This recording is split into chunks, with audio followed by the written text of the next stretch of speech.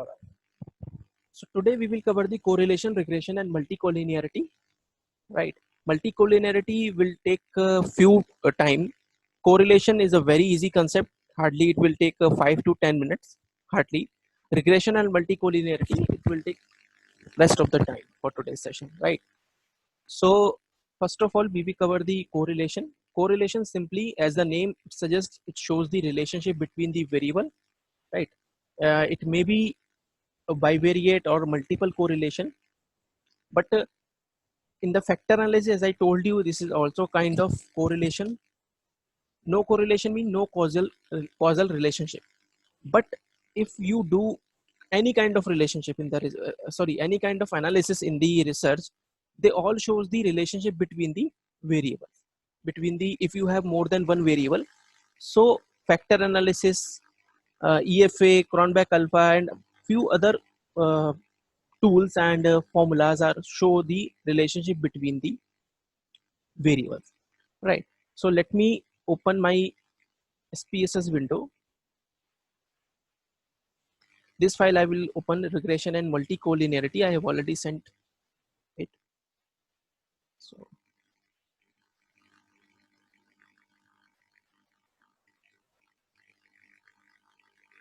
simple linear regression, multiple correlation, stepwise correlation, sorry, stepwise regression, and then we will do the multiple collinearity. And how we remove the multicollinearity from our data is a very important topic, because many publishers and many journals, they will not accept your paper if your paper is having the if your data is having the multicollinearity, right? So removing the multicollinearity is very important. So this is the file of in which we will do the we, on which we will do the today's analysis, correlation and regression. So you can see that there are four variables, right? MPG, engine, horsepower, and weight. You can see from here also. Yeah. So MPG is miles per gallon. Engine is engine displacement. Yeah. Horsepower and vehicle weight. Right. So they all are in the form of scale. If you see, because no one in the category of nominal or ordinal. Right. So they all are in the metric. They all are the metric scale. So I have chosen here scale only. Correct. Now, could you please tell me in what is the dependent variable and what is the independent variable, dependent or independent variable in this file? Here we have four variables, and what could be the dependent and independent? I want answer from you guys.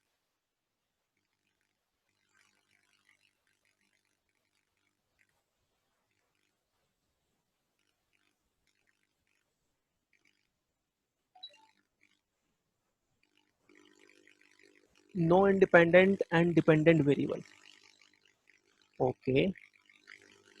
No. Actually, I'm just asking about from the name. Can you suggest after the analysis we can say it, right? Yeah, this is the dependent and these are the independent variables. But from the name, can you suggest the independent variable and dependent variables? So engine is independent. Okay, MPG independent. MPG independent. Independent. Weight and horsepower independent. Weight is dependent. Other independents. Weight is dependent.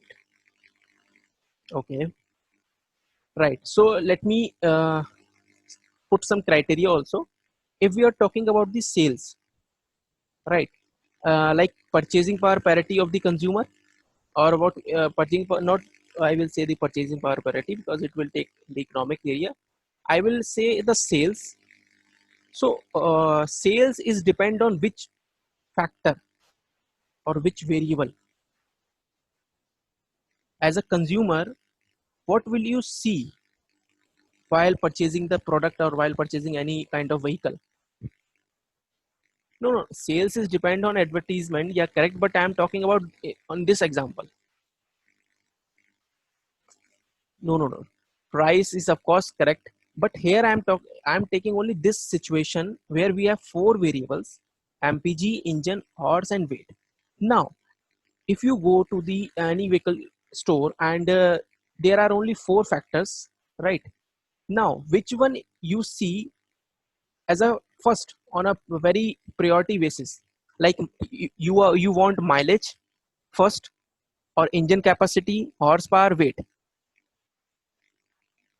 Yeah, correct. Mileage. Of course, mileage is dependent, because mileage is ultimately the outcome of all other variables. If engine is good, if engine capacity or if, the power of engine is good, horsepower is good, weight, if the vehicle weight is approximately the equivalent with all the other factors, then of course mileage will be high. You will get the good mileage. So your first target is mileage. These all are the independent variable, we can say. Like engine, horsepower, and weight are the independent. Mileage is depend upon all these factors, and there may be a few more factors, few more variables you can add, like the outer area or the inner area of the vehicle. Correct. The engine capacity all I have already done. So there are only 3 factors. You can add more factors. I have no idea about the automobile sector as much. So what we can conclude that MPG is dependent, and all 3 others, engine, horse, and weight, vehicle weight.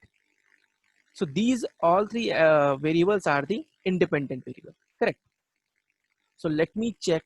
Let me apply the correlation first of all. So for correlation, I just want to know there either there is any correlation or not. Right. So for to analyze the correlation, go to analyze, and there is an option correlate. In the correlate, choose the bivariate. Right. Now I will just first of all analyze the correlation between all the independent variable, engine, horsepower, and vehicle. Correct.